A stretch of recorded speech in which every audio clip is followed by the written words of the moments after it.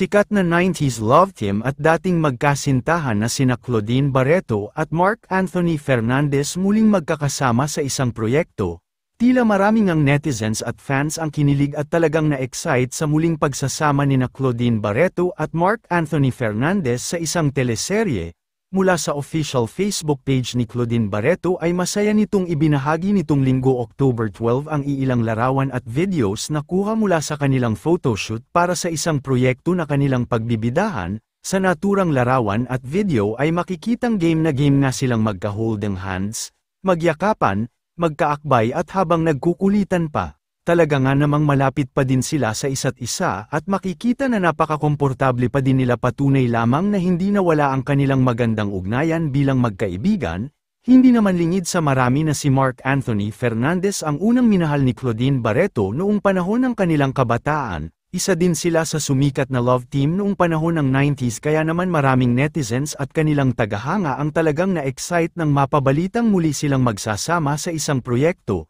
Hanggang ngayon umano kasi ay hindi pa din nawawala ang kanilang chemistry at talagang bagay na bagay pa din umano sila.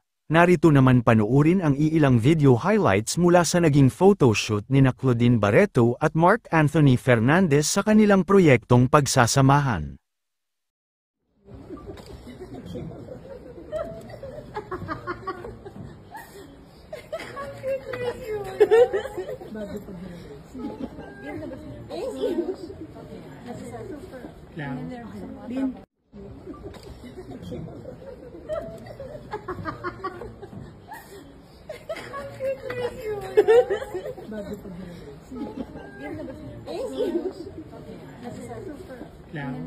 Din. But again, salamat guys sa lahat ng support kay ate. Tabangan nyo, makikita nyo na naman siya sa soap. Malapit na sa Channel 5. O, di ba nagpo-promote ako? I love you, ate. Love you guys. Thank you. Please support Maybe always. And sa inyo lahat sa taga Pangasinan, hello po sa inyo. At sa lahat na nandyan. Love you guys. Bye-bye.